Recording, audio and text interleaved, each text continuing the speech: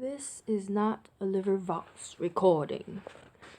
I'm merely here reading from some of the works of Shakespeare, William Shakespeare. And here we go. So this one is from his play, As You Like It. We'll not read the full thing in one video because that's just my beginning stages. So here we go. So As You Like It. And the characters in this play is Orlando.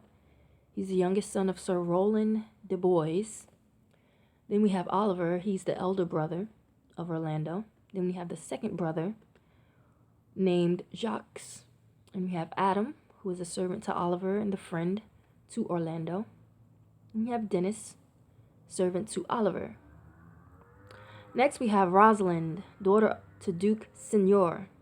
Then we have Celia, Rosalind's cousin, who's the daughter to Duke Frederic. We have Touchstone, who's a court fool. Woohoo!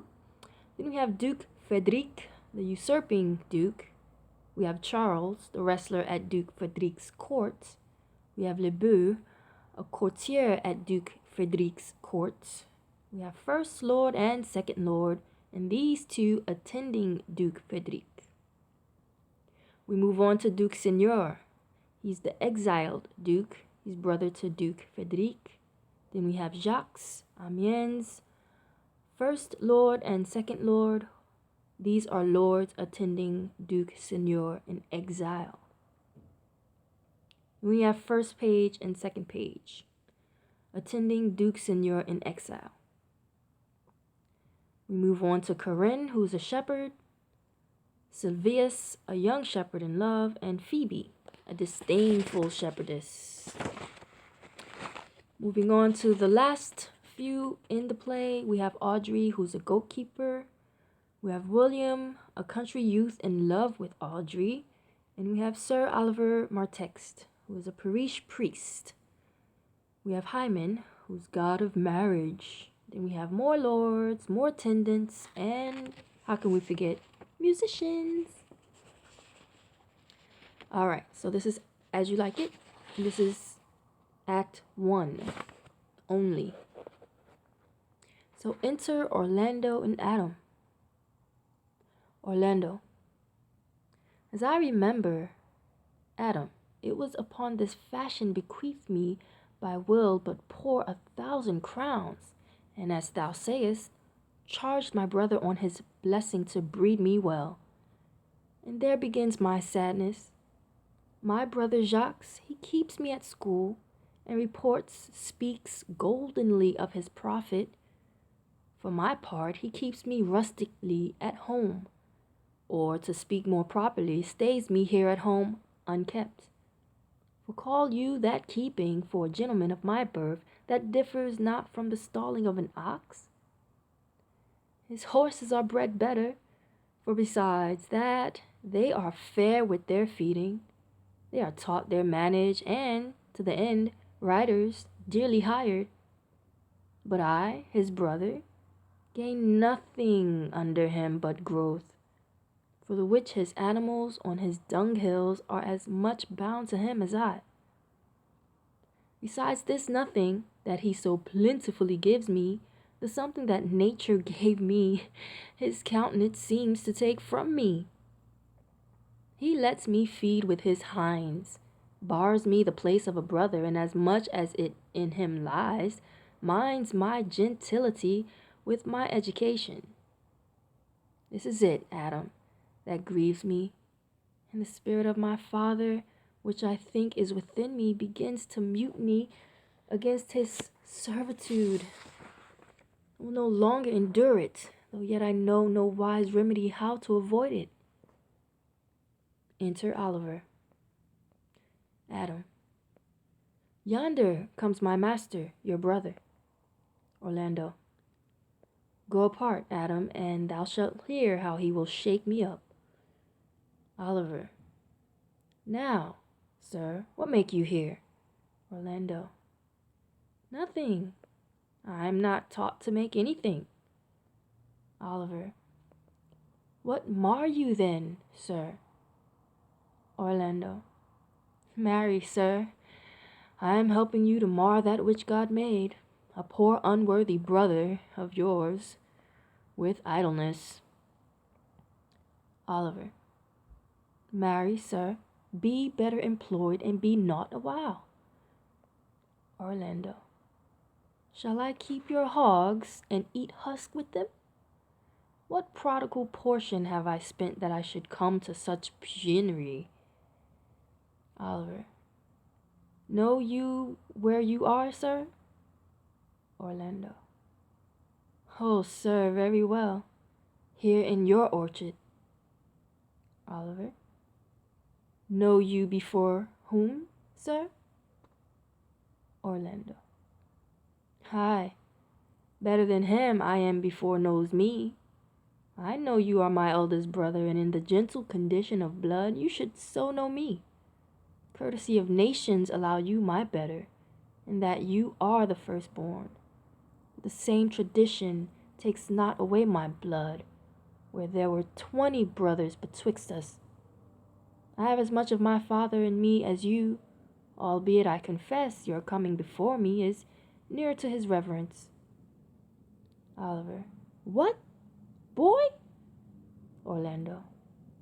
Come, elder brother, you are too young in this. Oliver. Wilt thou lay hands on me, villain? I am no villain. Orlando. I am the youngest son of Sir Roland de Boys. He was my father, and he is thrice a villain that says such a father begot villains. Wert thou not my brother, I would not take this hand from thy throat till this other had pulled out thy tongue for saying so. Thou hast railed on thyself. Adam, coming forward, hearing all this. Sweet masters, be patient. For your father's remembrance, be at accord. Oliver, to Orlando. Let me go, I say. Orlando, I will not till I please. You shall hear me. My father charged you in his will to give me good education. You have trained me like a peasant, obscuring and hiding from me all gentleman-like qualities. Spirit of my father grows strong in me, and I will no longer endure it. Therefore allow me such exercises as may become a gentleman, or give me the poor allottery my father left me by testament. With that I will go by my fortunes. He releases Oliver. Oliver. And what wilt thou do? Beg when that is spent? Well, sir, get you in. I will not long be troubled with you. You shall have some part of your will. I pray you leave me. Orlando. I will no further offend you than becomes me for my good. Oliver to Adam. Get you with him, you old dog. Adam. Is old dog my reward? Most true, I have lost my teeth in your service. God be with my old master. He would not have spoke such a word. Orlando and Adam exit. Oliver. Is it even so? Begin you to grow upon me? I will physique your rankness, and yet give no 1,000 crowns neither.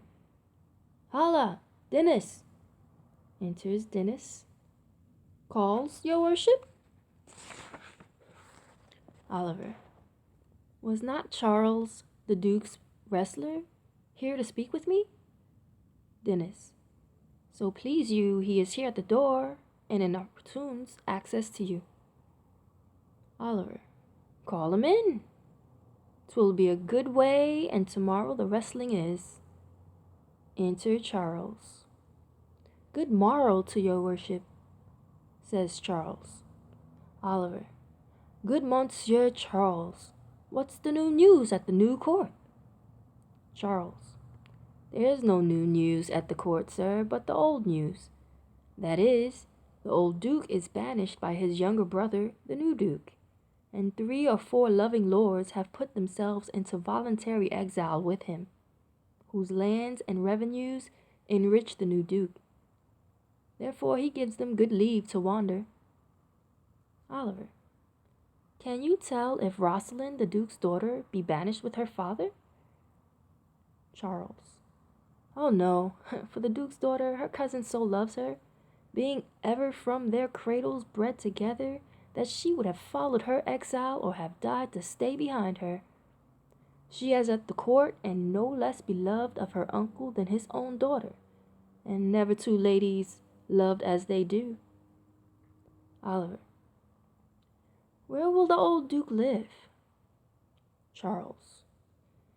They say he's already in the forest of Arden, and a many merry men with him, and there they live like the old Robin Hood of England. They say many young gentlemen flock to him every day, and fleet the time carelessly, as they did in the golden world. Oliver. What? You wrestle tomorrow before the new Duke? Charles. Marry do I, sir, and I came to acquaint you with the matter. I am given, sir, secretly to understand that your younger brother Orlando hath a disposition to come in disguised against me to try a fall. Tomorrow, sir, I wrestle for my credit, and he that escapes me without some broken limb shall acquit him well. Your brother is but young and tender, and for your love I would be loath to foil him, as I must for my own honor if he come in. Therefore, out of my love to you, I came hither to acquaint you withal, that either you might stay him from his intendments, or brook such disgrace well as he shall run into, and that it is a thing of his own search, and altogether against my will. Oliver. Charles, I thank thee for thy love to me, which thou shalt find, I will most kindly requite. I had myself notice of my brother's purpose herein, and have by underhand means labored to dissuade him. I labor to dissuade him from it, but he is resolute. I'll tell thee, Charles, it is the stubbornest young fellow of France, full of ambition, and an envious emulator of every man's good parts, a secret and villainous contriver against me, his natural brother. Therefore, use thy discretion. I had his life, thou didst break his neck as his finger, and thou wert best look to it, for if thou dost him any slight disgrace, or if he do not mightily grace himself on thee, he will practice against thee by poison, and trap thee by some treacherous device, and never leave thee till he hath taken thy life by some indirect means or other.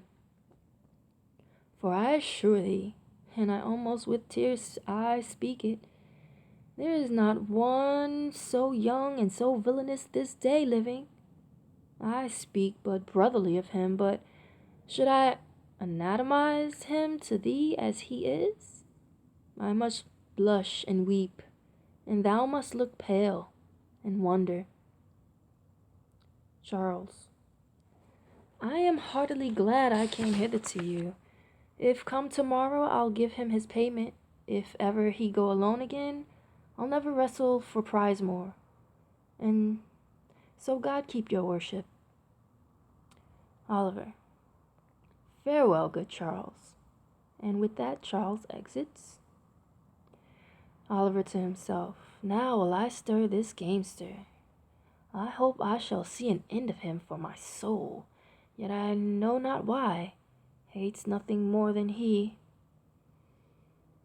Yet he's gentle, never schooled, and yet learned, full of noble device of all sorts, enchantingly beloved, and indeed so much in the heart of the world, and especially of my own people, who best know him, that I am altogether misprized. It shall not be so long this wrestler shall clear all. Nothing remains but that I kindle the boar thither, which now I'll go about. Scene 2. Still Act 1. To be continued.